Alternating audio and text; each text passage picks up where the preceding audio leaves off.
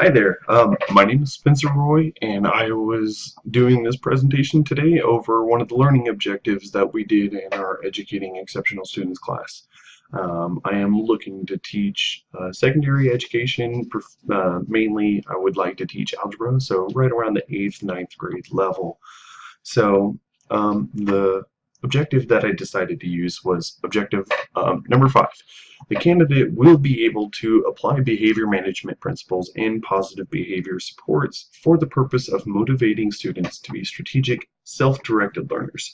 Um, the reason that I chose this objective was because um, I think that it is incredibly important for students to be able to learn how to be efficient when they get outside into the real world. In school, we do have a lot of safety nets with our parents and, educators sometimes that help out. And this kind of helps build them um, emotionally and, kind of builds that fortitude in sense to help them deal with what's to come, the unexpected, I guess. So this dealt with modules 4, 5, and 6. I actually will not be able to get to 6 today just to save on time because there's a little bit to go over here. So in module 4, we talked about SEL.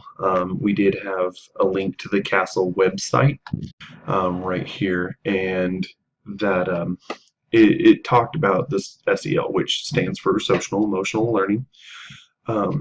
There's 5 competencies that actually go with this social emotional learning, and this might be a little bit off right here, but right here we have the or the 5 components to the social emotional learning.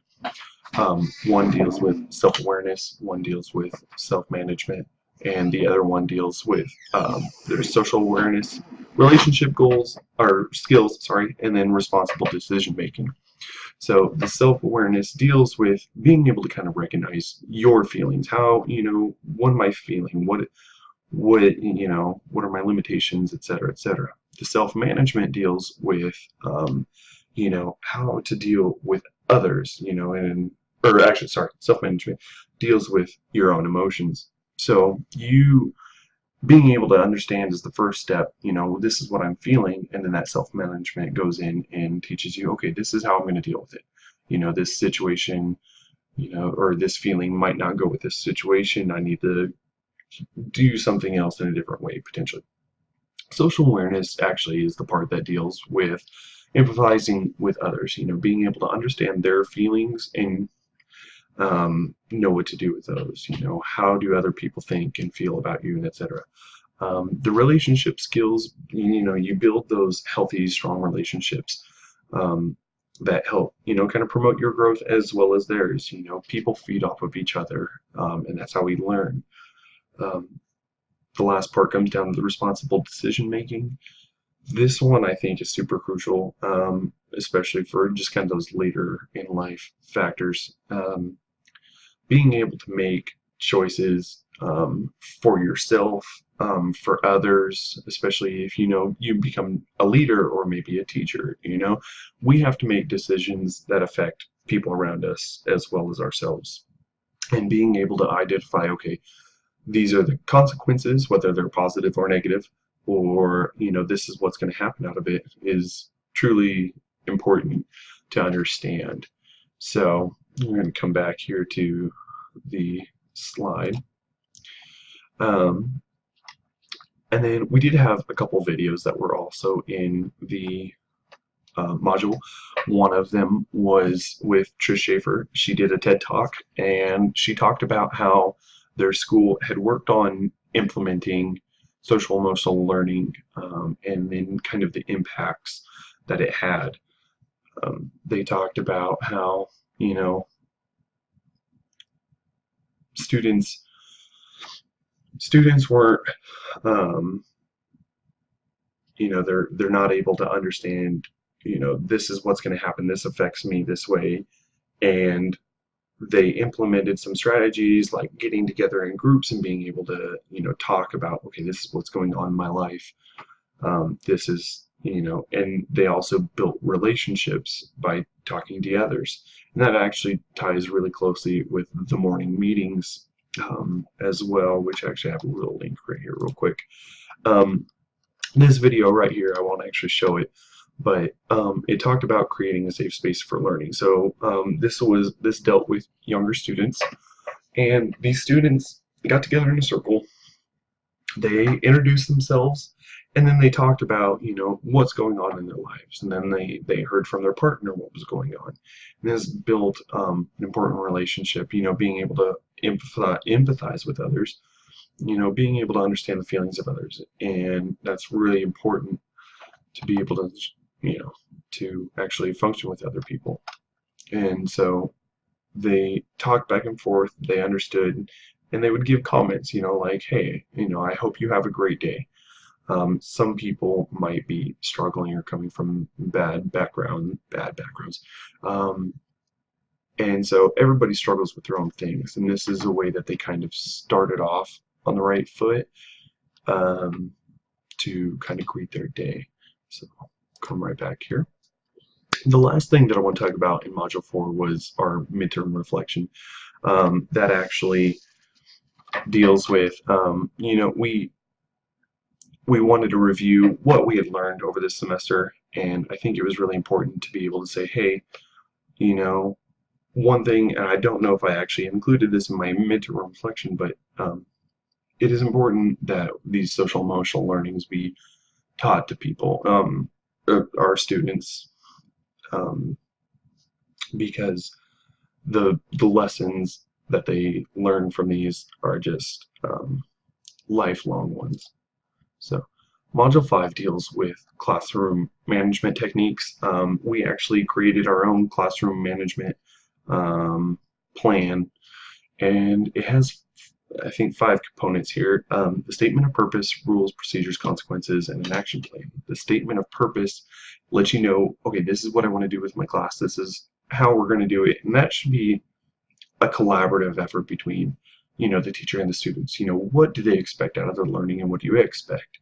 And it definitely should involve some respect. They've got to have respect for themselves and for others if they want to be able to get anywhere in the classroom.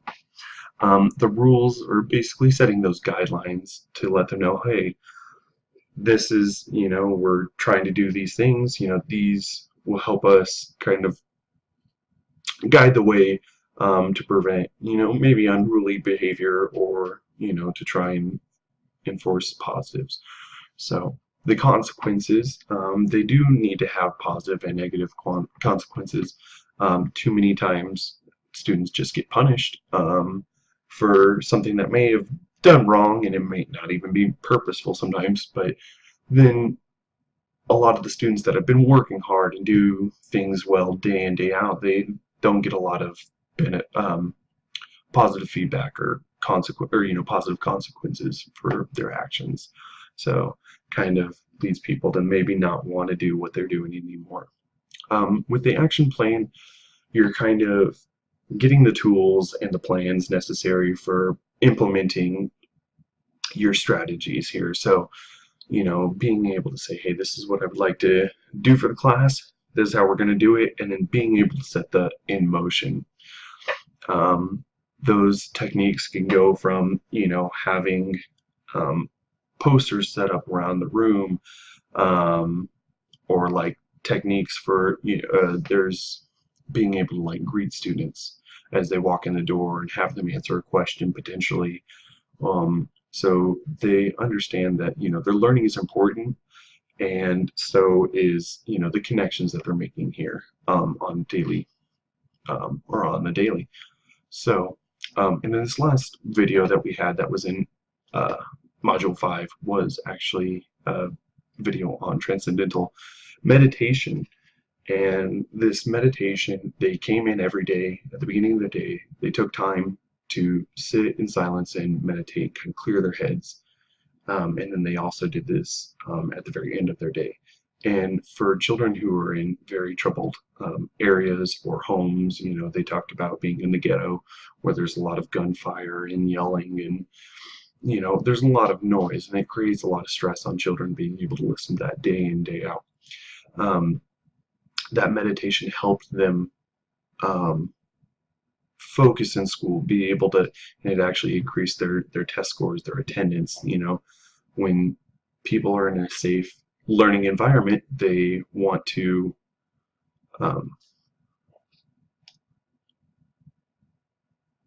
they want to um, they'll want to learn more. So coming in on the recap, these strategies should be implemented when they're young. It's very crucial that they learn these young. And it'll carry on. Educators, as you're going up through, everybody around the family, the school, they should be fostering these strategies to help these kids, be ready and independent and effective when they get outside.